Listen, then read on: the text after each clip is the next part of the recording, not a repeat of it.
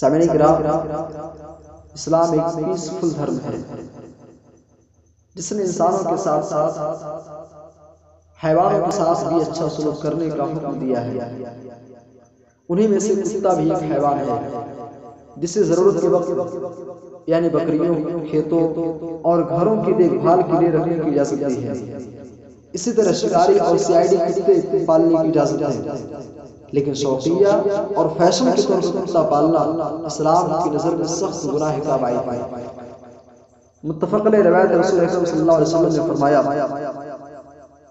من اتخذ کلبا الا کلب ماشیۃ او صید او زرع، فرمایا جو شخص شکار یا مویشی کی حفاظت کے علاوہ کسی اور مقصد سے کتا پالے، ان تو قسم اجرہ کل یوم قیراط، فرمایا تو اس کے اجر میں سے ہر روز ایک قیراط کی کمی ہوتی ہے۔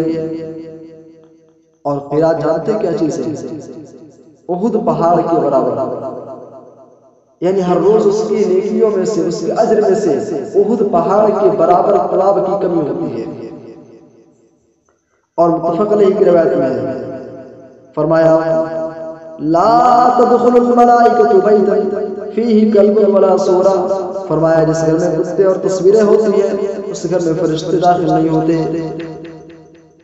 میرے بھائیو اور دوستو، اور اگر طبی نقطہ نظر سے بھی دیکھا جائے تو گھروں میں کتوں کا رہنا خطرے سے خالی نہیں ہے، کیونکہ اس کا اثر گھر والوں کی صحت پر پڑتا ہے۔